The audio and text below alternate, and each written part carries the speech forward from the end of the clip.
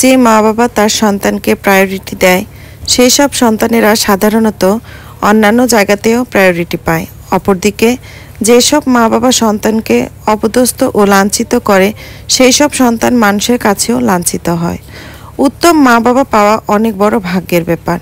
মা বাবার মধ্যে উভয়কেই উত্তম হতে হয়, নয়তো যে কোনো একজনের জুলুমই যথেষ্ট জীবন সংকীর্ণ হওয়ার জন্যে।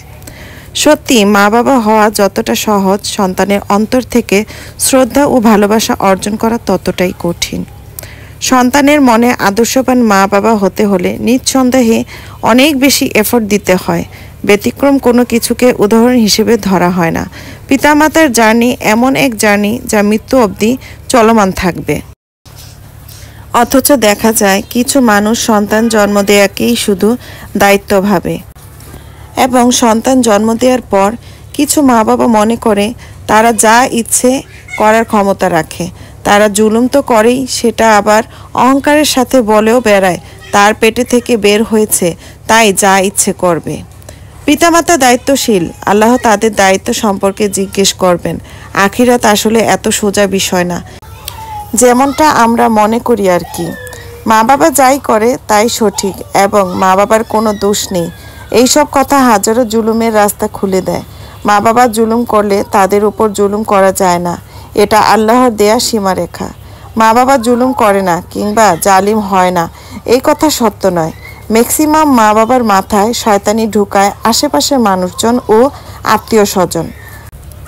মা বাবার সাথে সন্তানের সম্পর্ক এবং স্বামী স্ত্রীর সম্পর্কের মাঝে মানুষ যখন অন্যের কথায় প্রভাবিত হয়ে অপরজনকে কথা শোনায়, সেই সব পরিবারেই শান্তি নামক বস্তুটা হারিয়ে যায়। মানুষ যখন নিজের অবস্থা নিয়ে সুখী হয় না এবং সব সময় অন্যের সাথে তুলনা করে বেড়ায়, তারাই নিজের আপন মানুষকে নিয়ে সুখী হতে পারে না। জীবনে সুখী হতে হলে অন্যের সাথে তুলনা করাকে ফুল স্টপ করে দিতে হয়। তকদিরের উপর পরিপূর্ণ বিশ্বাস এবং আল্লাহর উপর তাওয়াক্কুল মানুষকে যে কোনো পরিস্থিতিতে স্থির থাকতে সাহায্য করে। অপরদিকে নিজের ভাগ্য নিয়ে অসন্তুষ্টি এবং তাওয়াক্কুলের অভাবের কারণে মানুষ তার অবস্থা নিয়ে হা হুতাশ করে। হ্যালো এভরিওয়ান, আসসালামু আলাইকুম। কেমন আছেন আপনারা সবাই? আশা রাখছি যে যেখান থেকে বসে আমার আজকের ব্লগটি দেখছেন সবাই ভালো আছেন। আলহামদুলিল্লাহ, আমরাও ভালো আছি। চলে আসলাম ছোটোখাটো আরও একটা লাইফস্টাইল ব্লগ নিয়ে। আশা রাখছি আজকের ব্লগটি আপনাদের কাছে ভালো লাগবে। তো ঈদ তো প্রায় শেষ, ঈদ চলে গিয়েছে। বাচ্চারা খুব বিরক্ত করছিল যে ওরা একটু ঘুরতে যাবে, ওদেরকে নিয়ে আর কি ঘুরতে যাওয়া হয়নি। তো বেরিয়ে পড়লাম বাচ্চাদেরকে নিয়ে একটা ভ্যান নিয়ে। গ্রামে কিন্তু এইভাবে ভ্যান চলে, আমরা ভ্যানে ঘুরতে অনেক বেশি পছন্দ করি।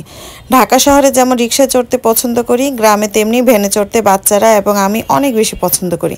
তো একটা ভ্যান নিয়ে আমরা বিকাল দিকে বের হয়ে পড়েছিলাম। তো কিছুটা সময় বাইরে ঘোরাঘুরি করলাম।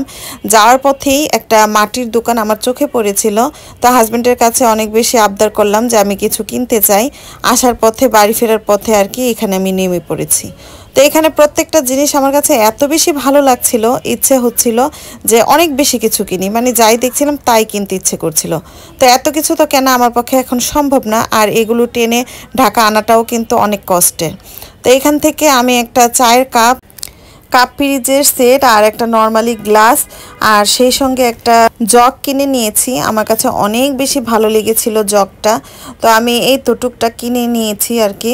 আর সামনে যেহেতু 14ই আর কি এপ্রিল আছে, পহেলা বৈশাখ, তো ওনারা সবাই আর কি পহেলা বৈশাখের মেলার জন্য প্রিপারেশন নিচ্ছিল। তো মেলাতেই আর কি এইসব জিনিসগুলো বেচা কিনা হবে। তো দেখে তো আমার কাছে অনেক বেশি ভালো লেগেছে। আমি এটা সেটা ধরে ধরে একটু দেখছিলাম, আর সেই সঙ্গে যেটা যেটা দরকার আপনাদের সঙ্গে তো বললামই আমি কি কিনেছি। তো ঢাকা আসার পথে কিন্তু আমি সেগুলো রেখে এসেছি। তো অনেক বেশি আর কি জিনিস হয়ে গিয়েছিল। তারপর বাচ্চারা আছে, যদি চাপ লেগে ভেঙে যায়, তো সেই জন্য আমি জিনিসগুলো আনিনি। পরবর্তীতে যখন আমি নিয়ে আসবো অবশ্যই আমি আপনাদের সঙ্গে শেয়ার করব। আর এখানে বাচ্চাদের জন্য অনেক খেলনাও ছিল, মাটির খেলনাগুলো।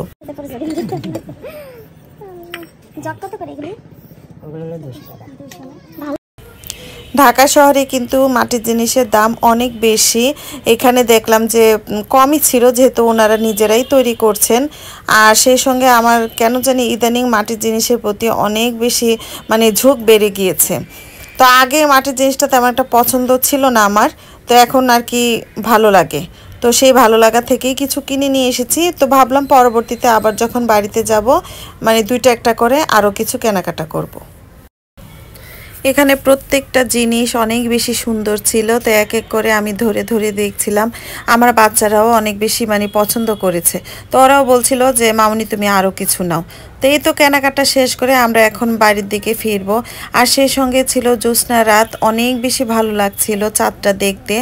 আর গ্রামে গেলে আমার এরকম জ্যোৎস্না রাতে সন্ধ্যার পর আর কি ভ্যানে ঘুরতে অনেক বেশি মজা লাগে। এখন দেখি যে আমার বাচ্চারাও আমার মতনই ভ্যানে ঘুরতে অনেক বেশি পছন্দ করে। আর ওরা বলে যে সন্ধ্যার পরে ঘুরতে বেশি ভালো লাগে, যেহেতু বাতাসটা অনেক বেশি ঠান্ডা থাকে। তো এই তো কেনাকাটা শেষ, আমরা বাড়ির উদ্দেশ্যে রওনা দিয়ে দিলাম। তো আজকের ব্লগটা এই পর্যন্তই। সবাই ভালো থাকবেন, সুস্থ থাকবেন, আমাদের জন্য দোয়া করবেন। আর অবশ্যই জানাতে ভুলবেন না যে আজকের ব্লগটা আপনাদের কাছে কেমন লেগেছে। তো আবার দেখা হবে নেক্সট ব্লগে, সেই পর্যন্ত আল্লাহ হাফেজ, আসসালামু আলাইকুম।